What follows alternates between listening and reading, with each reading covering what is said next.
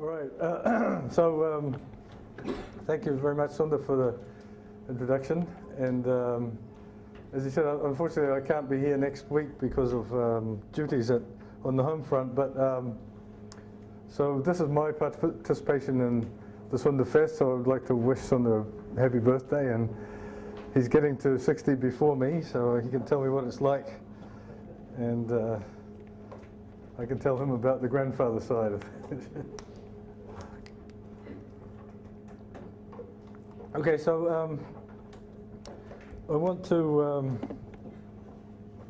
I'm giving a series of 4 lectures on planar algebras, and I guess planar algebras are intimately linked with subfactors, and other people are going to be talking about subfactors, so in fact I really need to start with subfactors, I think, and then the link between planar algebras and subfactors will be developed.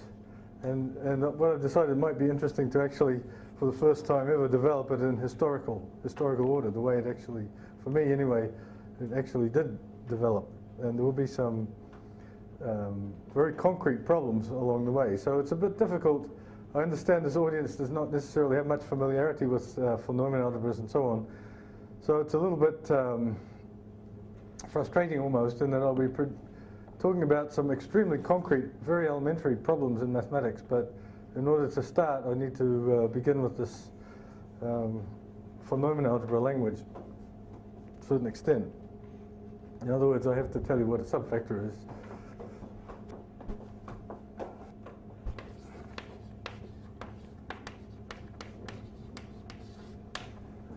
And of course, before telling you what a subfactor is, I have to tell you what a factor is, and then subfactor will be easy. So, factor. Now, I really have no idea how I should be pitching this talk in terms of what I can expect people to know and not know. So the only way to solve that problem is for people to ask questions. If I say something that you don't understand, just ask me right away, and I'm happy to explain it, if I can. Okay, so factor, we're going to have a Hilbert space.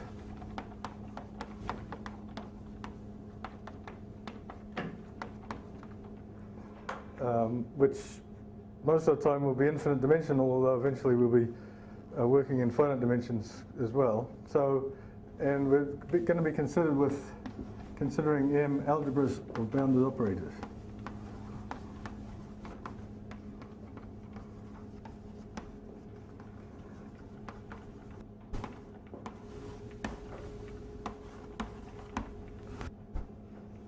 Okay, so you'll remember that the Hilbert space has an inner product, and therefore bounded operators have a adjoint operation defined by that. So to every bounded, so the notation is going to be A here is going to be a bounded operator, and psi and eta are going to be elements of the Hilbert space.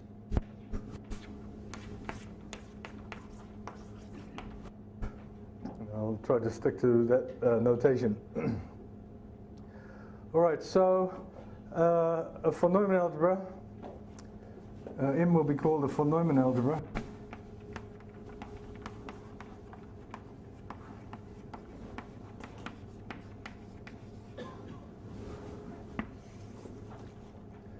If a few conditions hold. So first of all, before everything else, it's an algebra of operators on bounded operators on the Hilbert space, and we want M star to be M. So it's, as a set, it's self-adjoint. If any element is in it, then its adjoint is in it also. This is very important from the point of view of spectral theory. You know that if on a Hilbert space there's the spectral theorem, which applies to self-adjoint operators. So if you have any operator, then you can consider its self-adjoint part. You can sort of make it self-adjoint by taking its average with its adjoint. So that's the first condition, very important. Second condition is also very important, and that's a condition from analysis, and that says that M bar is equal to M, where the topology, the closure, this is a closure, the closure is taken in the topology of pointwise convergence.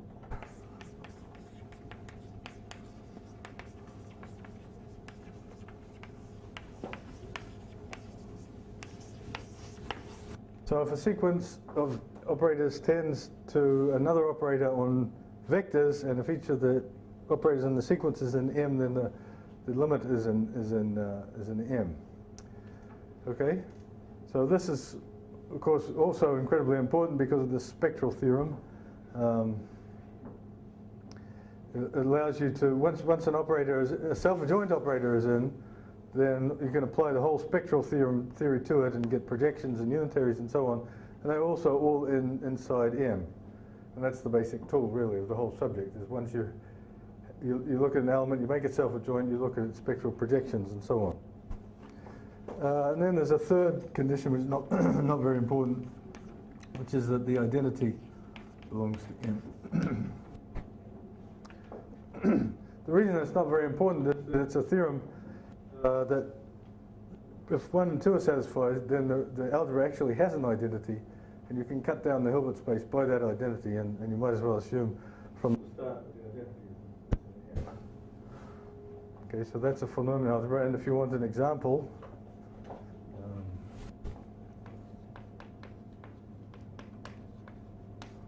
the first example, which sort of logically satisfies all three conditions, is the algebra B of H.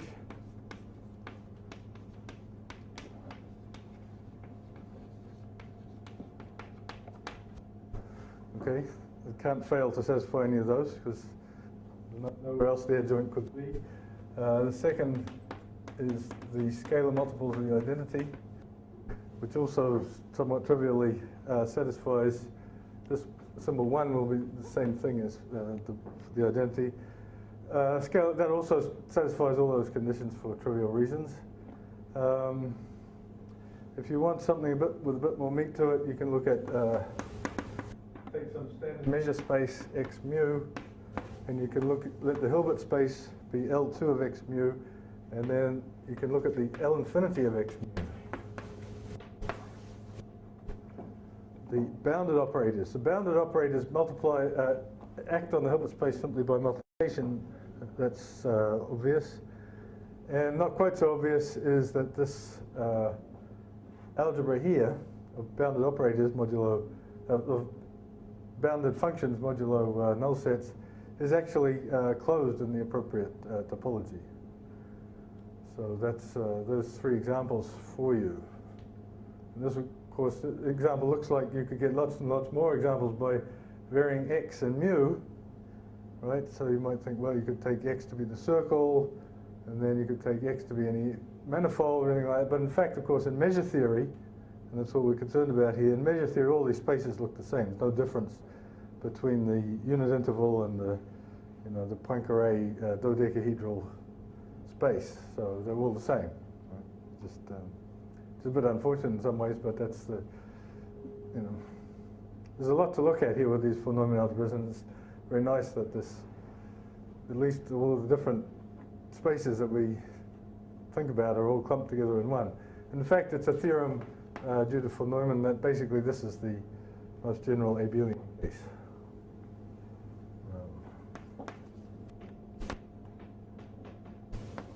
If it's abelian, then it always looks like this. Pretty much acting on this Hilbert space, but there might be some multiplicity to go along with it. So if M is abelian, you can think, well, it's just L infinity of a measure space. All right, any questions so far? Okay, so I have to assume that you're all with me. Okay, so we're now ready to define a factor.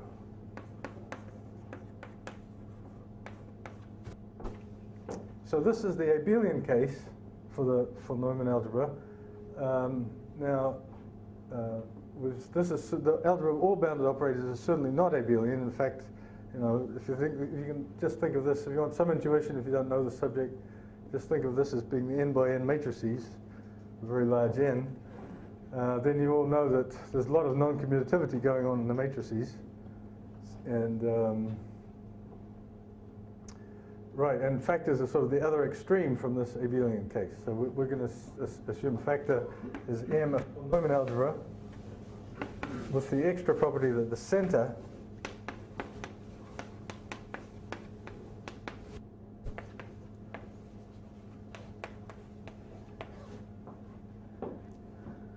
So this is the condition that a polynomial algebra is a factor. The center has to be trivial. Okay? So this obviously is not going to be a factor unless x has 1 point.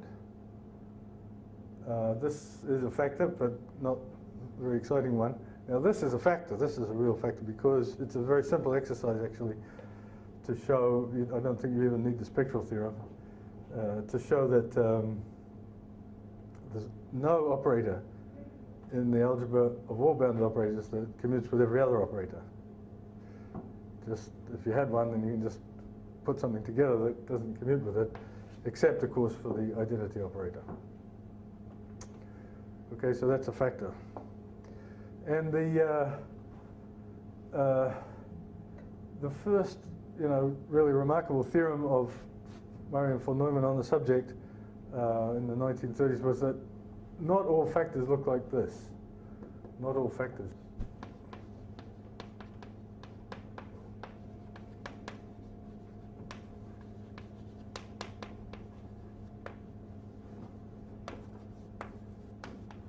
In fact, they proved that you can sort of characterize in some sense these things which are, we're going to call these ones type 1.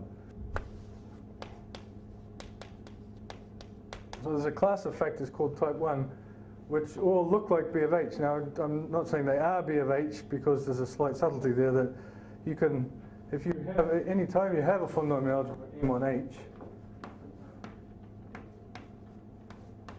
then you can take another Hilbert space K, you can look at H tensor K and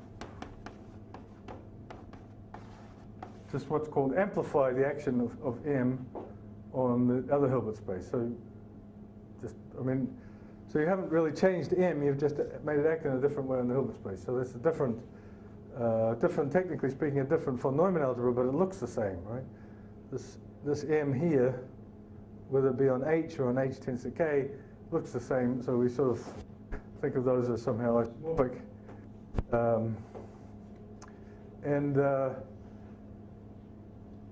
What Murray and von Neumann showed was that there are factors that do not look like this B of H even after amplification.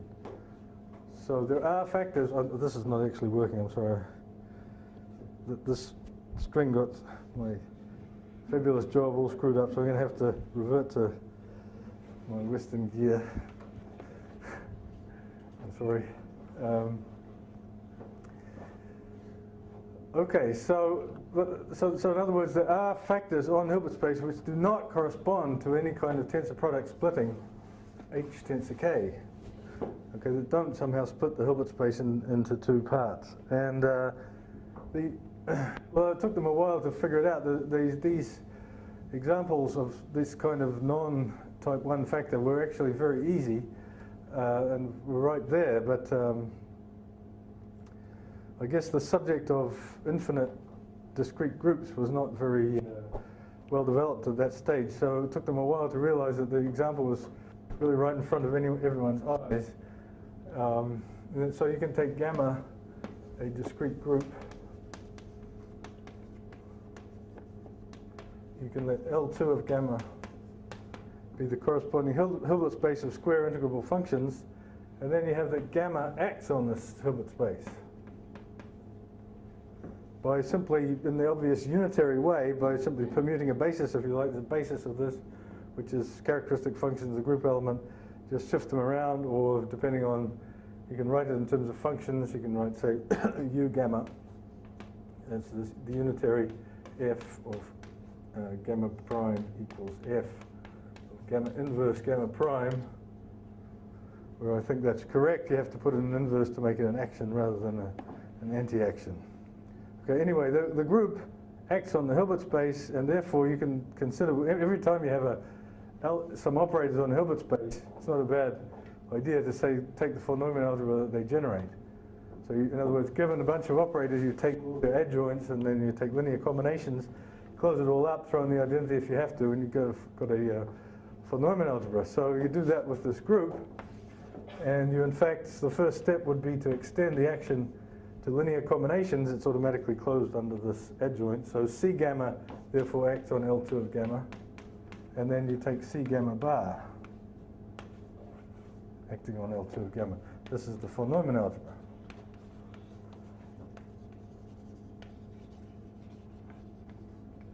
Why is it a von Neumann algebra? Well, I made it one. It doesn't have any choice. It was originally self-adjoint, and then the identity was in it, and I just took the closure in this topology.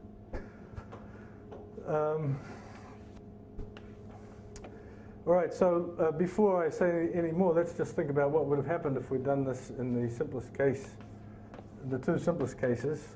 G is finite.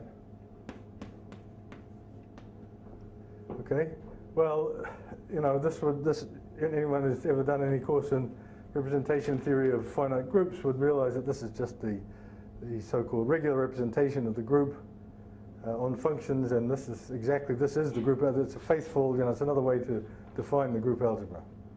Okay, so perhaps of more interest is the case where G is infinite but abelian and cyclic, and there we can say that the group is acting by translations on itself, and we can do there's a piece of real magic, which is Fourier.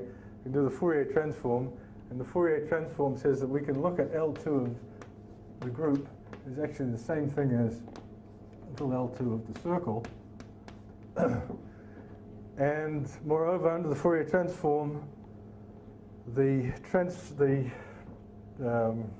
group translations go over into multiplication operators on this. We get that this algebra that we get. So I'm running out of room for it. I'm going to have to go over here.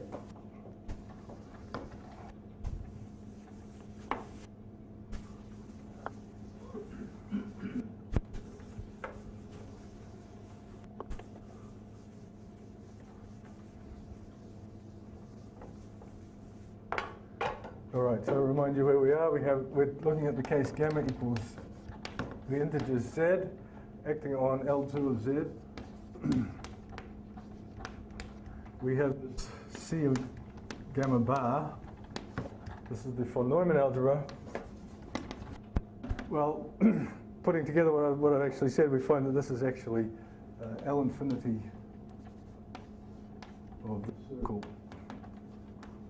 of an L2.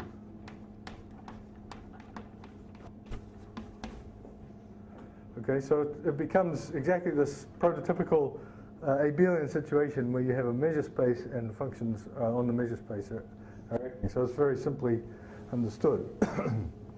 If you like, this is a simple example of the spectral theorem in action.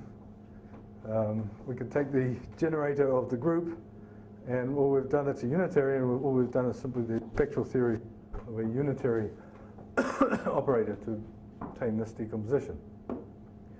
So that's very nice. So there's two examples. We've got, on the one hand, the group, finite group, where it's just the group algebra.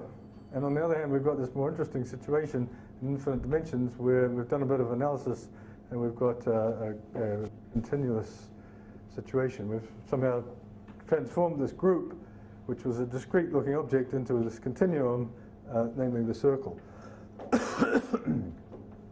All right. So now what we're looking for is factors, right? We're looking for factors, and we're going to meet one very soon, but we haven't met it yet. Why is that? Well, let's think about the two examples. If the group is finite, then what's the center of the algebra? It's the center of the group algebra. We all know, you know, representation theory 101, the center of the group algebra is the same thing as class functions on the group. Corresponds to the irreducible representations in all this theory that we love so well. So as soon as the group has more than one conjugacy class, which it always does unless it's a trivial group, there's going to be a center there. So we haven't got a factor. Okay? Far less in this case here, when the group is abelian, the whole thing is commutative. The center is everything, so we still haven't got a factor. Okay, but so now what happens is, this was this wonderful observation, Murray and von Neumann, if we sort of mix and match, we can somehow destroy the center in the first example by taking an infinite group Now, where was the center in the finite case? It came from those conjugacy classes. But then we go to infinite. I'm not going to describe exactly how this happens, but what's going to happen is the operators on L2 coming from those conjugacy classes can only be bounded, so the things that would be in the center can only be bounded if the conjugacy class is finite. So you write there's a sum of these things, and all of a sudden that sum diverges as soon as that conjugacy class is finite. Right? I mean, in the case of a group, what do? To get an element in the center, you take a conjugacy class, and you take the sum over all of those elements in the conjugacy class. Right? Well, if you try to do that and the conjugacy class is infinite, there's no reason why that sum should converge. And in fact, it doesn't. It diverges. It's very easy to see. So what if the group happened to have no finite conjugacy classes? Then, bingo, no center. So there's the example. So if gamma is ICC, and this says infinite conjugacy classes,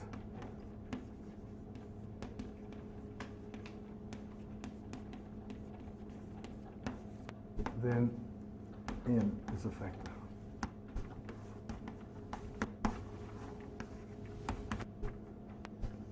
Okay, it's a very simple result, and it's simply that factor. All you've got to do is show that if you try to sum over a conjugacy class, it diverges. And that's not very hard either. You just choose the right vector to hit with it, and you show that that vector goes to some non-convergent sum, and doesn't converge in L2. So here's an interesting phenomenon that we've got somewhere here. Provided we can, of course, come up with a group, all of whose conjugacy classes are infinite. Well, that's, this day and age, that's the most trivial thing imaginable. You could just take gamma to be the free group on two generators. Okay, you start conjugating in that. By the freeness, it will make every conjugacy class will be infinite. We could take gamma equals S infinity, a group of finite permutations of an infinite set. Okay, you do a little permutation over here somehow, then you just conjugate it and shift it, and the conjugacy class is infinite. Okay. So we've actually got now, we've got two factors, not obviously of type 1. All right, so just to recap, a factor, remember, was a von Neumann algebra whose center was trivial. What we did was we defined a von Neumann algebra from one of these groups, and we somehow discovered that as soon as the group looked a bit like this, that was actually a factor. Okay, but no reason at this stage. Well, I've said it's not obviously of type 1, but it's not obviously not of type 1 either. It could well be that this factor, there's also a tensor product splitting of the Hilbert space such that this group is on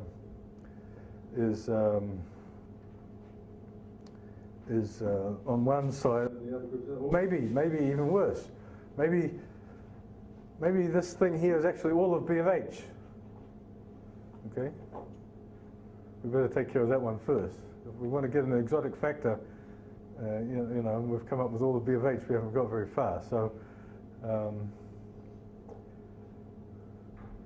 how could we convince ourselves that this is actually not B of H, first of all? Well, one thing we said about B of H was that if anything commutes with everything in it, it's got to be a scalar. So if we can come up with a non-scalar that commutes with everything in this, we're done. It's not B of H, right? So can anyone think of a non-scalar operator that commutes with all of this translation on the group? So at this stage, the audience probably divides into those who already know and those who don't, and those who don't probably won't get it. But well, it's very simple. I mean, so our group acted on this basis element by shoving it around by left translation on the group. Well, left and right translation on the group commute. So if you take any operator acting by the other translation, any group element acting by the translation the other way on the right, then you have something that commutes with that. So it's definitely not B of H, right? So, but it could be, and this is a priori probably the most likely thing that you would think of.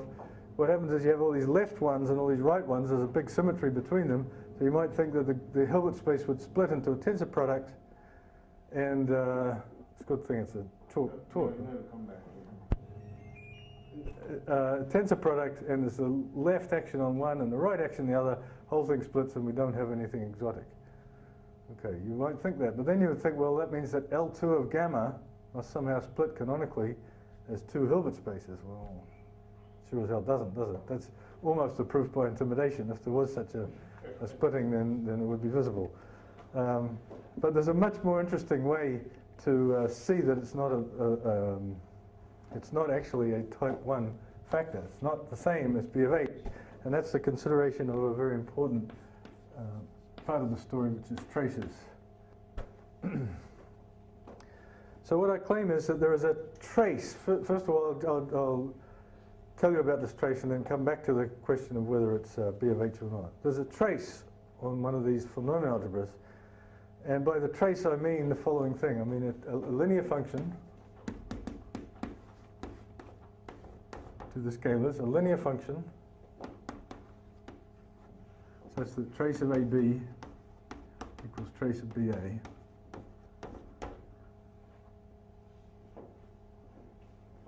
Okay, so I'm going to construct for you such a function. Okay, so first of all, right, well, how are we going to do that? Well, the sort of hands-on way is to say, well, look, we have the group algebra, and then we took its closure. So to define a trace, we're going to define it on the group algebra and then extend it by continuity to the whole algebra. Okay, so let's do that. So here's an element of the group algebra, sigma over gamma of C gamma, U gamma. The U gammas are just the translations that I defined somewhere here. Just pushing a basis around. Here's an arbitrary finite linear combination. So finite. So C gamma is almost all zero, but there's a few non-zero ones. So that's an arbitrary element of the group algebra. C gamma is scalars. And we just say the trace of this is equal to C of the identity of the group. This is a well-known game in finite groups, and it's a well-known game in Fourier series as well. If you did that for G equals Z and went over to the L infinity space, then this trace is simply the integral of the function over the circle. So this is some kind of commutative integral. Okay, well, what I assert is that that does have the right continuity properties, and it does extend to the whole Finiteness algebra. So trace extends to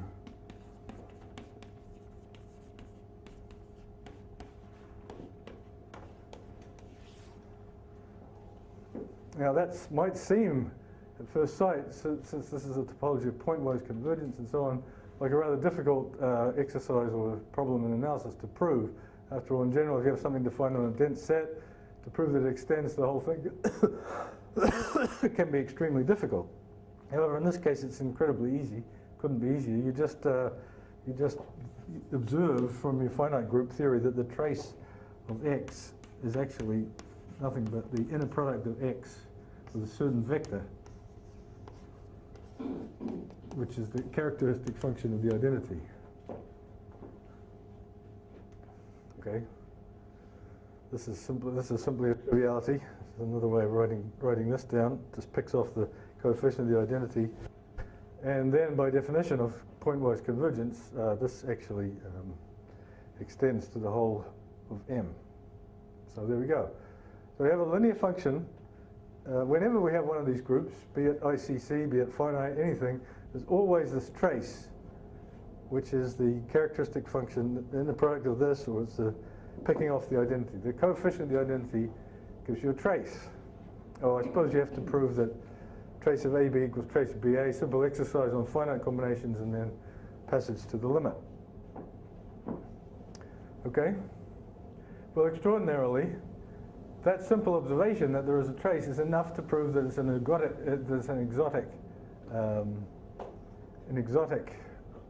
factor, because that just goes back to the classical study of of B of H's, and results that say that there is no such trace on B of H. If you find that a little bit hard to prove, which you might, then you can just add some conditions. You know, if you, this trace also has a property that the trace of A star A is greater than or equal to 0, which is easy. And with that, it's easy to show that there is no such trace on B of H. So there we go. We've got this exotic von Neumann algebra, this exotic factor.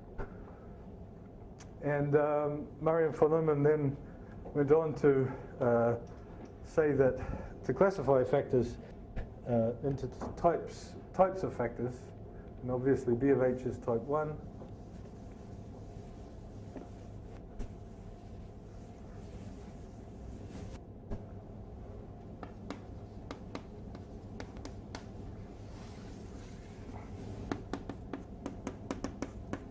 Then there's type 2-1,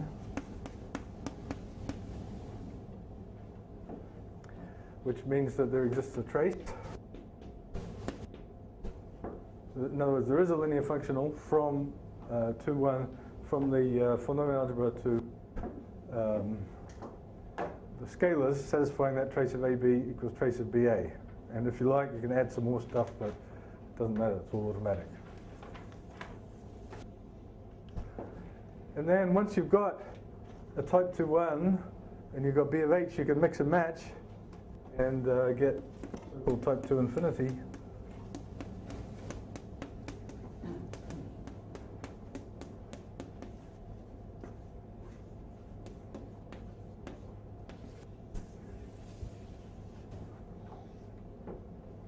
Tensor B of H. Now, I guess in order to get out of the type 2-1 situation, you have to have H being infinite dimensional here. H is infinite dimensional. And then, most remarkably, I think one of the most impressive things about this Murray von Neumann series of papers is that they also added another kind, which is type 3, and they showed the existence of it. And the definition of type 3 was basically none of the above. So in other words, there are factors Murray and von Neumann showed that are neither of type 1 or type 2. So in other words, you know, those of you who know a little bit of bounded operators theory on Hilbert space know that although there's not a trace defined everywhere, there is a trace defined on these so-called trace class operators. And you can do the same in type 2 infinity. You can define sort of trace class things where on certain operators there's a trace. Type 3, you can't even do that. There's no way to access anything in terms of a trace. Okay, so that sums up the very rapid summary of the Murray von Neumann papers in the 30s and 40s. So we have existence of all of these kinds, yes? So the trace of A star A condition, is it a consequence of the other ones, or is it? Well, well, up to a sign, yes. If I added the normalization condition, for instance, then it's actually completely unique. So since there is one, that has to be satisfied by that one. You know, I'm sort of sweeping under the rug many years of work and wonderful theorems of people, and not attributing anything to anyone that it should be attributed to. But so another question that you should be asking me, of course, is what about these two examples here?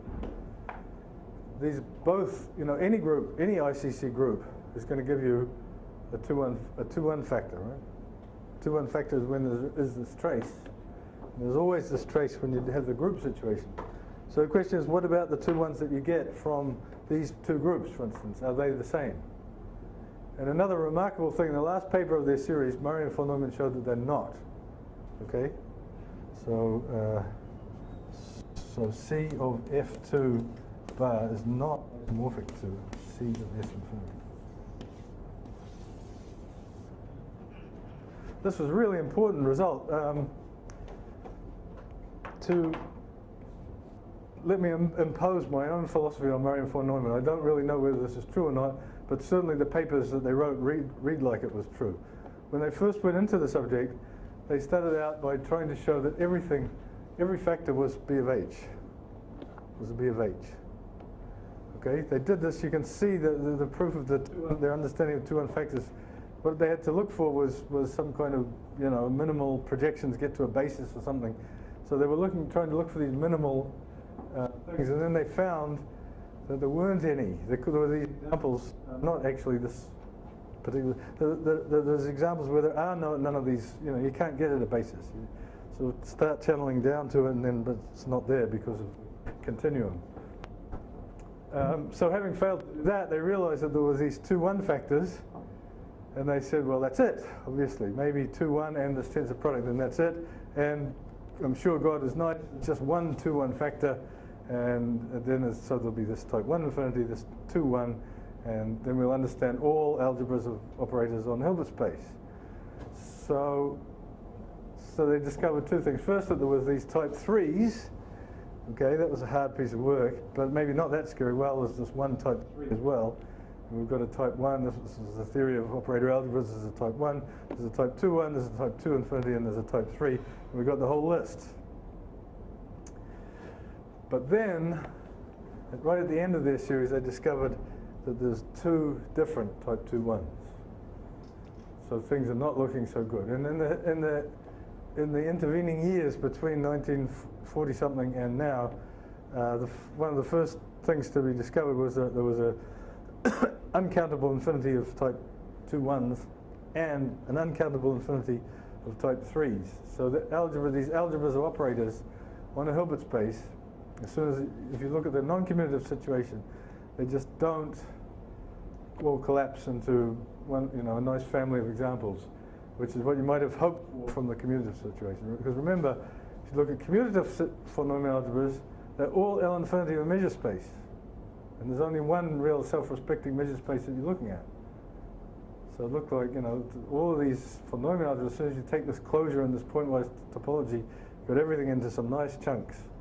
But it was not to be, and the first sign of that really was the non-isomorphism of these two 2-1 factors. You know, for me, that's sort of the whole series of papers is an absolute miracle, and to crown it off with this non-uniqueness of the 2-1 factors was really staggering, going from there to there from nothing at all. Okay, so that gets us to 1940s and so on, and I would like to say a lot more, but I'm not giving a course on polynomial algebras. So there was some lots and lots of nice discoveries and work by the type 3 case began to be understood by some work of Tomita and Takasaki, and then that was added on to by, and you know, vastly refined by Alain Kohn, who gave a 1-parameter continuum factor, these so-called type 3 lambda factors. Lambda is in the interval, and a lot more was understood about these families of infinite families of 2-1 factors, and in fact Kohn also was the first one to exhibit an uncountable infinity of families, not period, but by having some kind of invariant. Right? There was the constructions of these uncountably infinite families were somewhat ad hoc and quite nasty, but Kohn organized them all together into with having an invariant. So there's some kind of like homology that you can calculate for a 2-1 factor, and that realizes infinitely many different examples. And all of this was wonderful. All right, but I'm here to talk about subfactors, and we need to get going in that direction. So I have to cut short this wonderful theory of global polynomial algebras and get straight to subfactors. You may be wondering, if you've never seen this before, why did I go so quickly from the abelian case to this opposite extreme? And why was I so happy to, you know, why did I insist immediately on this classifying factors? What about some stuff in between? It's neither a factor nor an abelian case. Well, von Neumann had this so-called direct integral theory where any polynomial algebra at all, not necessarily a direct sum of factors, but it's a direct integral of factors. So he had this theory of direct integral. And in some sense, every problem about polynomial algebras reduced to a problem about factors. It could be said, by the way, that the work of Tomita, Takasaki, and Kohn reduces, in a much weaker sense, all problems about type 3 factors to type 2s. But that's, to even assert that is a bit of an exaggeration. But it was certainly the philosophy, and it was why when I became interested in subfactors, I naturally fell into the type 2 situation, because type 3s had all of a sudden become trivial relative to type 2s when I began my studying the subject. Now, one of the pieces of magic that I'm really looking forward to learning about at this workshop is Izumi has promised to tell us about the type 3 situation with subfactors, and he has some things going that I really don't understand, and I really want to end up this week understanding them. So he's the master of constructing examples of these subfactors. Okay, so let's get to subfactors. And I will stick, mostly because of my ignorance, in the type 2-1 case. So for me, a subfactor is going to be a subfactor of a type 2-1 factor. So we erase everything on the board. We try to absorb everything I've said so far. So we just remember that there are these factors, these polynomial algebras that have trivial center. They're very simple. In fact, they are simple. As algebras, they're simple. There's no ideals, no two-sided ideals. You can prove that. And they have this trace. These are the main ingredients that I want you to be going on with. They have this trace. It has lots of nice properties. It's continuous and so on.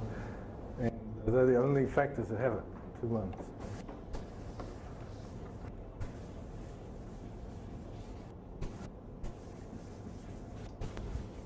Sadly, they're far from unique, but the beginning anyway for the subfactors, we can behave almost as if there was only one.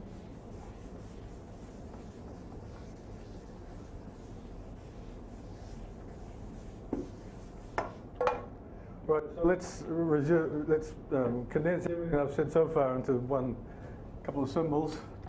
M is a 2-1 factor, and trace from M to C.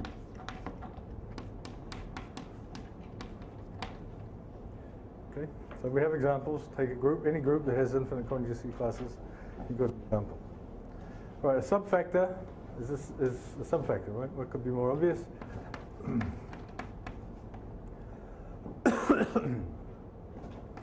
And just in case, the only thing that could not be obvious is whether the identity of M is actually in N or not. Could be, I mean, technically speaking, if they're both polynomial algebras, it has to be, but let me just insist on that. It's a subalgebra, which is also a factor in its own right, and it contains the identity of M. So that's the definition of a subfactor. Okay.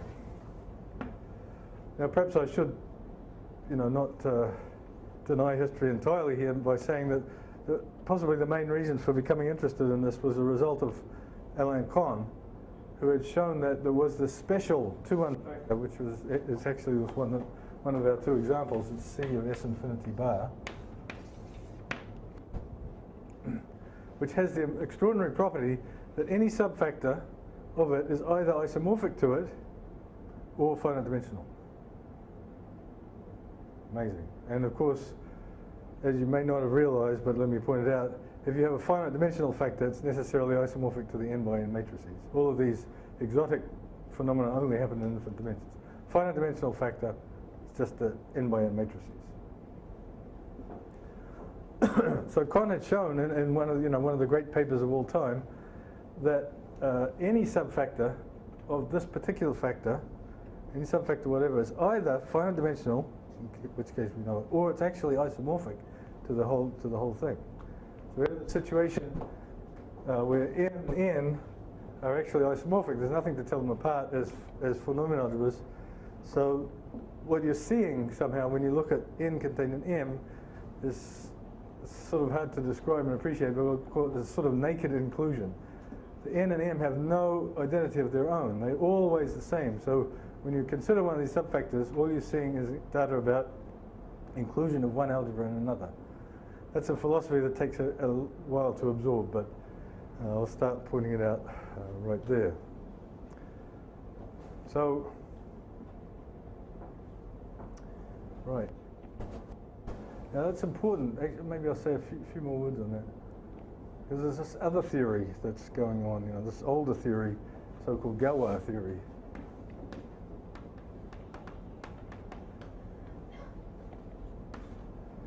Where, we're not talking about factors, we're talking about fields and field extensions and so on. And so just imagine, if you will, that n instead of being a 2n factor is something much easier to lay your hands on. It's a field, and this is a field extension. Okay? Well, we all know the most important thing about that is the Galois group, right?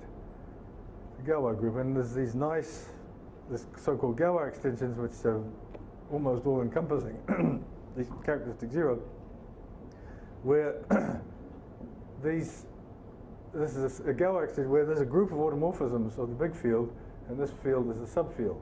And this was the origin, as we know, of the concept of a group. We looked at, Galois looked at the equations and the roots of equations, how the group permutes the roots, and that was the origin of groups and actions of groups. So this was a field extension and group. So the concept of group came out as somehow describing, if you like, the inclusion of one field in another. Okay? But you had gazillions of different fields, non-isomorphic fields, which would give you the same Galois group. Right? You take the rationals and the square root of 2, that gives you a Galois group of order 2. You take the reals and the complexes, that gives you a Galois group of order 2, same Galois. The identity of the field has a lot to say. It's there in a vital way, right? But in the subfactor world, we have this amazing, extraordinary subfactor, which has no identity whatsoever. It's sort of all fields at once. Okay, so when you're looking at a subfactor of this particular factor, if you see a group or something, then that's the same data as the subfactor. Okay, the subfactor itself has no identity as an algebra, whereas in Galois theory, these can get lots and lots of groups giving rise to the same subfactor.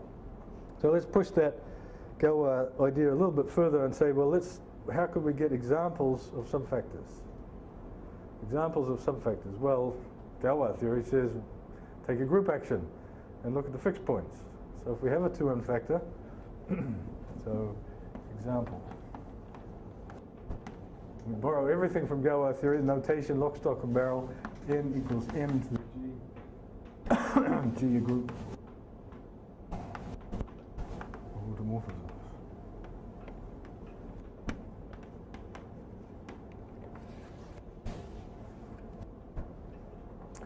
Okay, well, this is actually a wonderful source of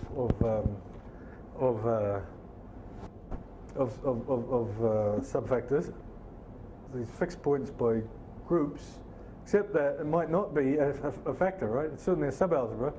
Trivially, it's going to be closed and containing identity and all that junk, but it may not be a factor. Well, there's a very simple result here. There was a Japanese school that studied in great detail this Galois theory, and anyway, the key idea is that if G is, at least if G is finite, then it's enough for this action to be outer. If G is finite, outer action n is m to the G is a factor if action outer.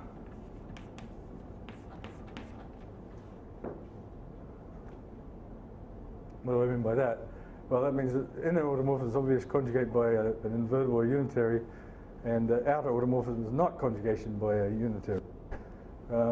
This is one of the first interesting things that comes out of these 2n factors, is that unlike the n by n matrices, they actually possess outer automorphisms. Okay, and we can see that immediately from our example here. C of S infinity. So here's an automorphism of S infinity. I just take a permutation of the set, right? and then that acts in the obvious way on the group S infinity, and therefore on the von Neumann algebra. Okay. Well, we take a big set like the integers, and so with the S infinity is a group of permutations of the integers, finite support, and then we simply take a permutation that doesn't have finite support. So we take all of the positive integers, swap them with all the negative integers, fix 0. That's a permutation with infinite support. It obviously induces an automorphism by naturality on C of S infinity. There's no way it can be inner, because with inner, the inner things are only going to allow you to push around so much, a finite amount of stuff. Massive group, therefore, of outer automorphisms. So therefore, a massive source of subfactors. Just take any finite group of outer automorphisms, and then to each one you've got a subfactor. All right, and the Japanese group went on to do what they could of Galois theory in this situation, and they did a great job. And in particular, there's all of the theorems, a lot of the elementary theorems about Galois theory are just strictly true. For instance, there's a Galois correspondence between, if you look at Mg contained in P contained in M, subfactors, intermediate subfactors to a fixed point algebra. There's a Galois correspondence between those and subgroups of the group. What else? The important one. The important one, right, is this one, that the automorphisms fixing m to the g of m is equal to g. Obviously, g fixes its fixed point algebra, and any other automorphism it does actually has to be an element of g. So, lesson, you can recover the group, finite group, from the subfactor. Given the subfactor, this one here, tells you what the group is, just like in Galois theory, no difference. However, once again, if you took this magic factor, which Con has shown is only, nothing different about its subfactors, it says that you don't get anything else but the group. Okay? So if you take the group fixed points for finite group action on this particular factor, this one here, that data, this one algebra included in the other, is no different from the data of the finite group itself. Okay?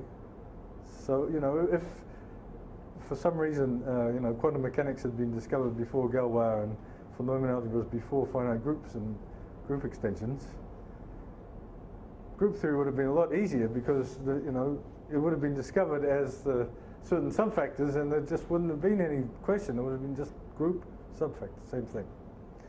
Okay, so that's the philosophy that was developing, that came along, and the natural question was, it was a very natural question.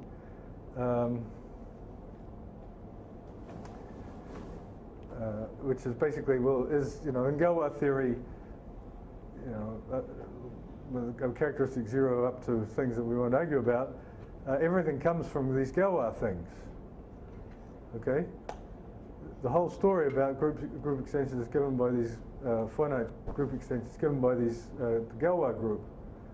So, is that also true in the two unfactors? Is it true that any subfactor is fixed point algebra?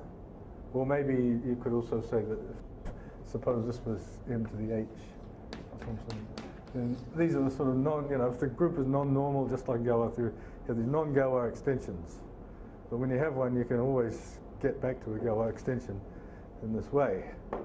So can that be done for these two unfactors? And that was at least my motivating question in being interested in subfactors.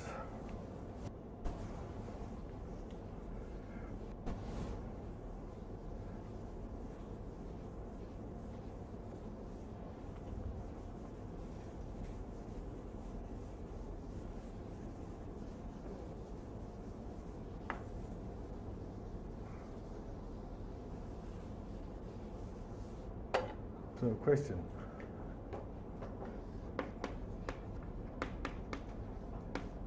Are all subfactors.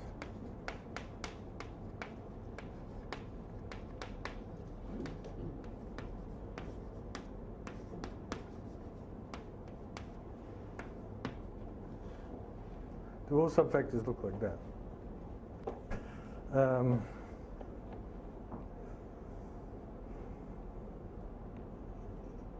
Right, well, there's one sort of thing that you might have been wondering about a bit, which I've been assuming that the group is finite. And,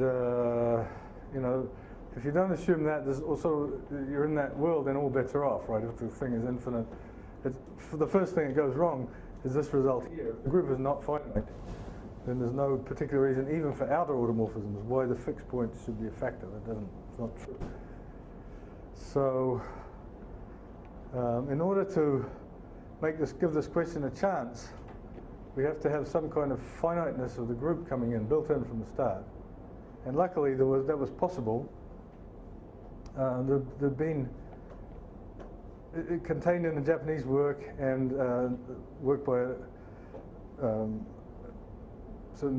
Goldman. There was this notion of finiteness lurking around, and I guess I defined. All I did was bring it out and say explicitly what it was. And unfortunately, it's a little bit technical. Well, it's not. No, I can, at least for the finiteness, I can give it to you right out in the open. So we say definition. N contained in M is of finite index if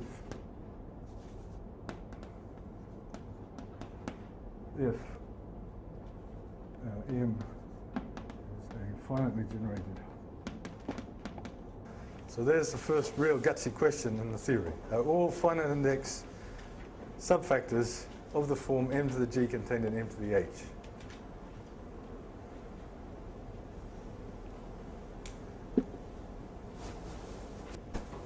Actually, I could immediately give you ones that aren't, but sort of it's too easy a way out. Okay. Well, maybe I should point that out right away, because it's at the heart of the subject. It's going to be at the heart of a lot of the structure of planar algebras. There's something really special about these subfactors, which is not really there in Galois theory. I mean, you could make it there and so on, but Galois would have no reason to think in these terms. And that is the following. Whenever you have a subfactor, there's a so-called dual subfactor. Dual to it. There's a duality in the theory which is there right from the start. So maybe I should, how am I doing for time?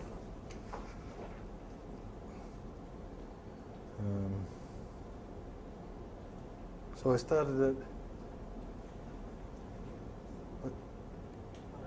sorry? I have 20 minutes. Oh, I'm looking it upside down. I thought I still had an hour and a half to go. 20 minutes, all right. So I guess I'm not going to get to planar algebras. Move to plan B.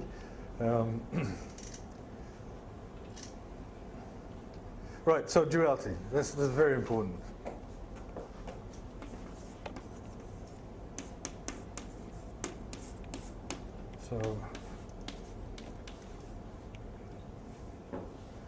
So whenever you have one of these, then there's a sort of dual. It's going to be another subfactor, but it's actually canonically an extension of M. And let's call it prosaically M1. Okay. All right. So there is this duality. It's present from the start of the theory, and we're going to understand it in these examples that we've given. So this is the dual subfactor of a subfactor. And it's also very important in type 3. That much I know, but it's got a very different flavor to it. So what is it? Well, it's simply, I really haven't developed the Hilbert space tools enough to get at it as I should. So I'll simply cheat and use a pure algebra once again. So, which might also be limited to the type 2 case. So equals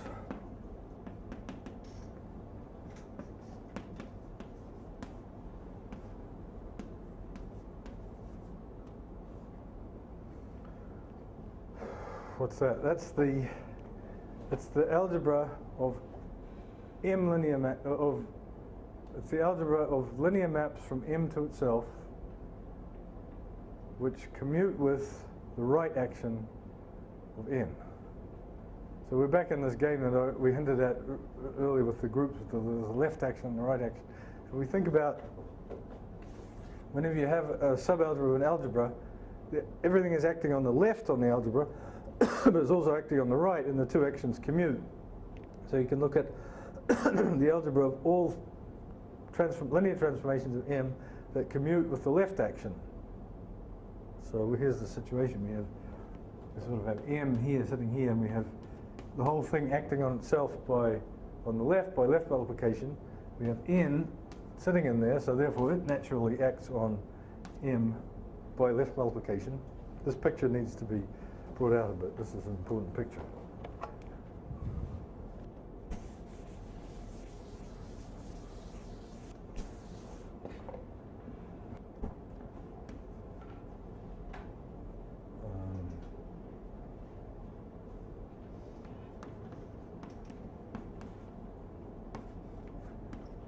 But we also have M acting on the right by itself, by M, and therefore N acting on the right here. Okay? But now we can look at so-called commutants or endomorphisms. We can look at everything. Okay. Suppose we ask the question, what's the algebra of everything that commutes with the left action? Well, it's sort of trivial because M has an identity that's exactly the right action. Okay? So we have, what I'm trying to say is this picture is not quite complete. If we take the commutant, the centralizer of this action, it's this action. But what if we take the commutant of this action? Well, it's some other algebra over here, which we write n prime, obviously contains n. And then there's something missing here, which is, this is m1. It's the commutant of this guy. The linear transformations of M, it's acting on M, that commute with the right action N. Okay? So you could do this in Galois theory, nothing to stop you. But what you would get, of course, is, well, what would you get? Think about your Galois theory for a second. You have this normal basis theorem and so on. If you did that for an extension of groups, what you would get is actually the algebra of matrices of a certain size over the small field. So Galois wouldn't have done that because you're immediately in a non-commutative situation, and he was thinking about commutative fields. But there's no reason why this construction was not accessible in Galois theory. But here, the point is that this is in this new world, this is going to be an absolutely fundamental construction here, because it turns out that it's quite easy to show that if this is a finite index subfactor, then so is this one. So you just get straight back. Whereas in Galois theory, you would have gone from big step from the commutative to the non-commutative world, and you wouldn't have wanted to take it. Here, since we're in a non-commutative world already, it's quite natural. You wouldn't be at all scared of doing this construction. So this is the fundamental duality. And the sort of negative answer, the immediate cheat negative answer to this question is to simply take this duality and apply it to this example. So no dual to this. In fact, for that matter, the dual to the ng contained in n. The dual to that is not a fixed point algebra either, but you know, between friends, that's not really a very satisfactory answer to that question. I mean, the next question is any subfactor of that form or dual to it? So that's the question we have to answer. And we're going to kill all hopes of such a theorem being true by introducing the notion not just of the finite index, but of a numerical invariant called the index.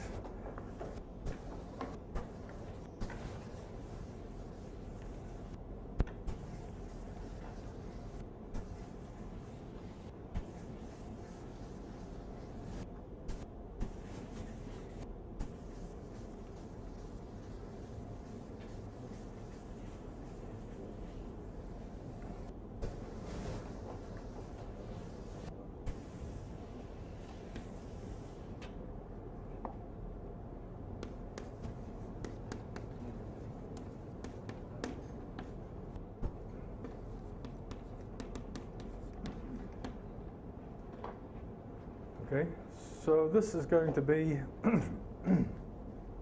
a number, and it's going to be a rather interesting number. So, situation is a subfactor. We're going to assume that it's finite index to make things work a little bit better. And now I have to pick more or less at random from the half a dozen definitions of index that I know, and use one to be getting on with. So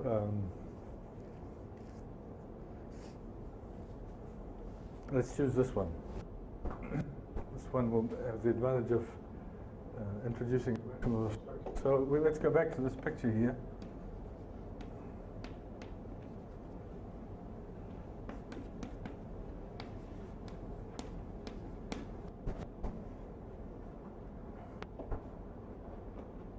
So I said that this is a natural duality in the theory.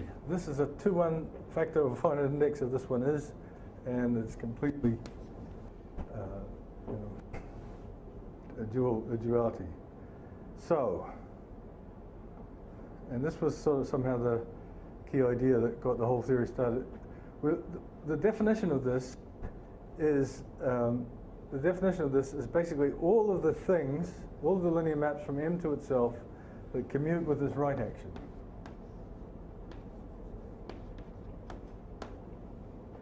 All of the things that commute with the right action of N. All right? N, that's the key. M itself is the things that commute with the right action of M, but what about commuting with the right action of just M? Can we think of an element, a linear transformation from M to itself, which commutes with the right action of N? Well, yes, of course we can. There's all of M acting on the left. But what about something else? Something else. Well, here there was this God-given thing also coming from the Japanese school. Who was the first person to define the conditional expectation? Umegaki, right? Umegaki.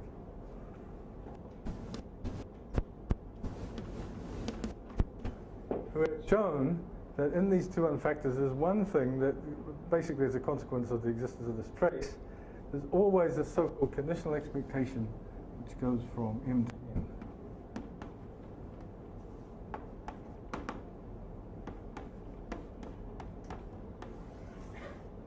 And it's called conditional expectation.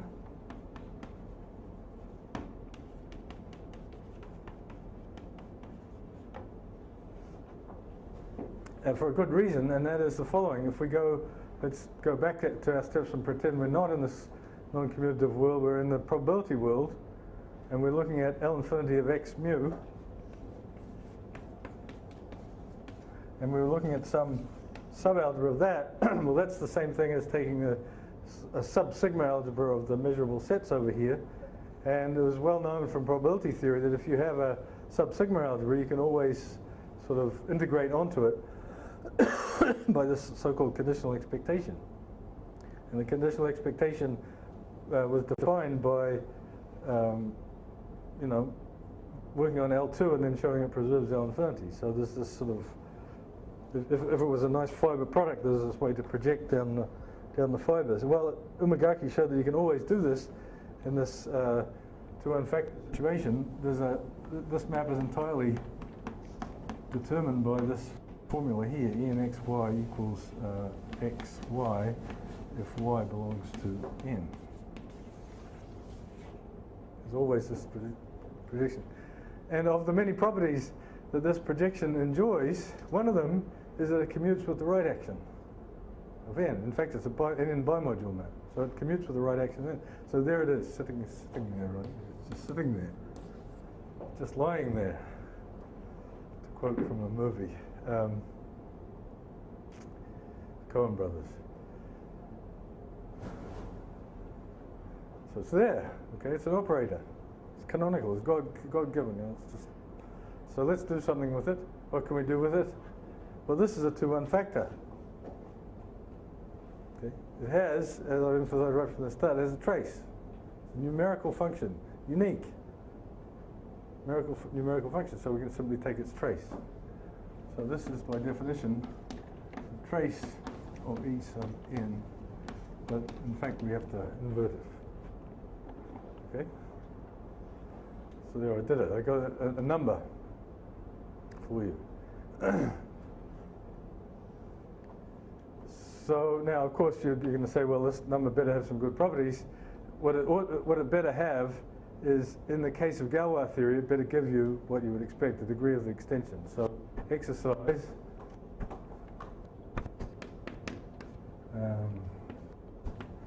show that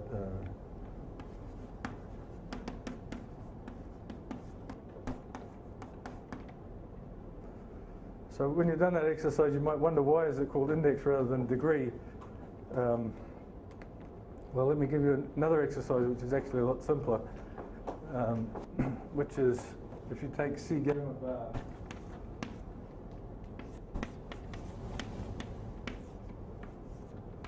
if you take a group with infinite conjugacy classes like our S infinity or with the free group, and then you take a subgroup which also has infinite conjugacy classes, and you get a subfactor, and then this is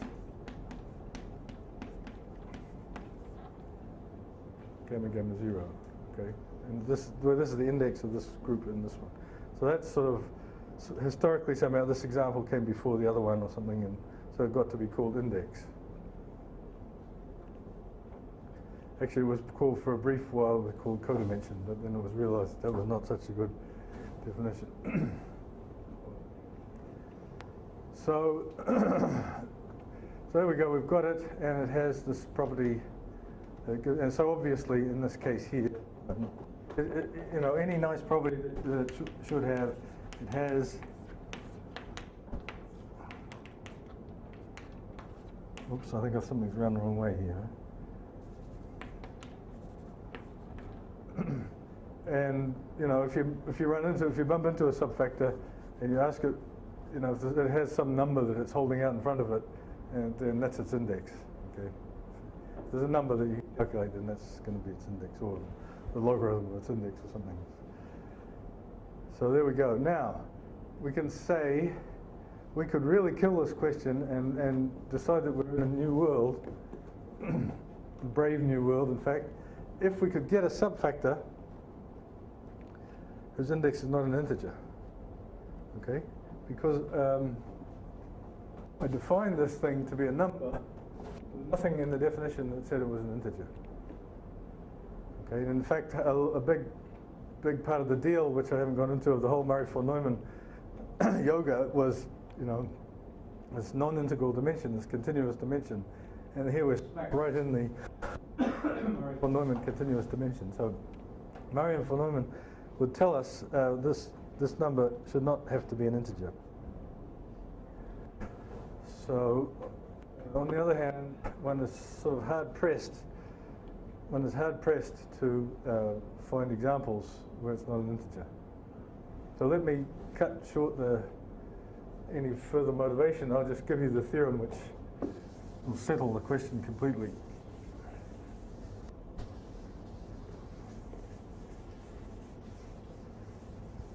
And it'll get me to about the point where I wanted to be at the start of this lecture.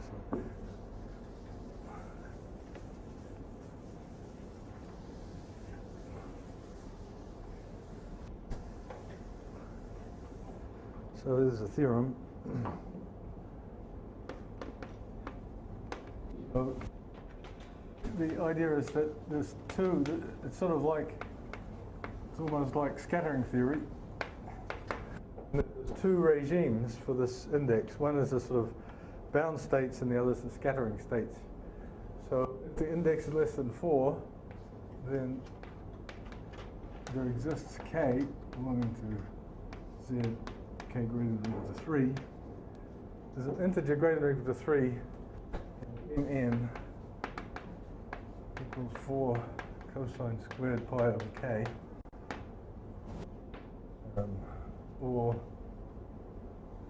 well, that's sort of, let's say there's a theorem A and a theorem B.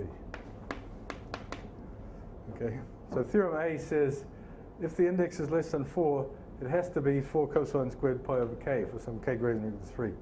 All right, now I'm sure in India, kids in high school still, learn that, not like in other countries that I can mention, that 4 cosine squared pi over, you know what cosine of pi over 3 is, pi over 4. Okay, so you can easily work out that when k equals 3, this is 1. 4 cosine squared pi over 3 is 1. And I said that the index has every nice property that you might like it to have. In particular, if a subfactor is index 1, that's the whole factor. So this is a trivial subfactor. Now the next one, k equals 4, you figure it out, and mn is 2. Okay, so we're not yet advanced. In fact, if you say k equals 6, mn is equal to 3. Okay, so in terms of finding subfactors as counterexamples to our hypothesis that everything's a group, a subgroup, we're not well advanced. But if we fill in here k equals 5, then I don't know whether in India people at high school learn things about cosine of pi over 5. I didn't. They've seen the golden mean. Do they know that it's related to cosine of pi over 5? Okay, maybe not. No, I didn't either when I was in high school. So anyway, the point is that 4 cos squared pi over 5 is 3 plus root 5 over 2, which is the golden mean squared. It's the square of the golden mean. It's the same thing as 1 plus the golden mean, which is the defining relation for it. That's 4 cosine squared 5 over 5. Okay, so we're done. We've killed the conjecture that every subfactor is a subgroup subfactor. Or have we? No, we don't have any examples. This is just, if this series happens to exist, then we've killed the conjecture. But at the moment, all we've got is these restrictions. And so theorem B is for all 4 cos squared pi over k as above, and for r belonging to r greater than or equal to 4, there exists n of m.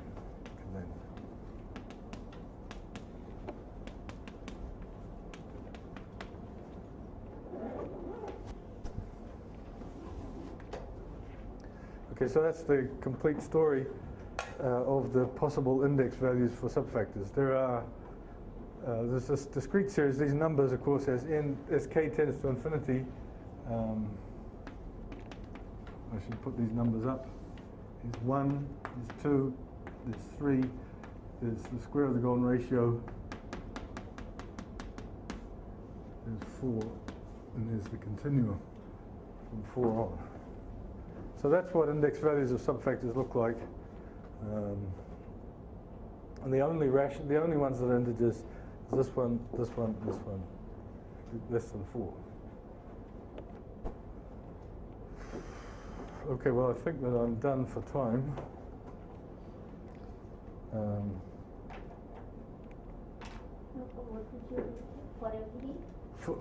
So I've used some pretty bad abusive notation.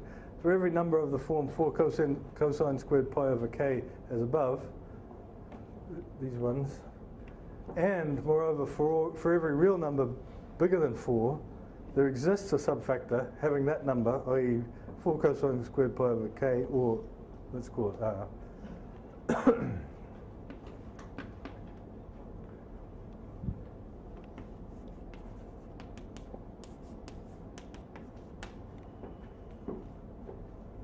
So once again, if you have a real number r, then and it happens to be of the form either 4 cosine squared pi over k if it's less than 4, or any number bigger than 4, then there is a subfactor of that index. So it's just like scattering theory. We have these bound states, and then you have the scattering states. With the, where there's bound states is this discrete spectrum, and then you have the scattering states.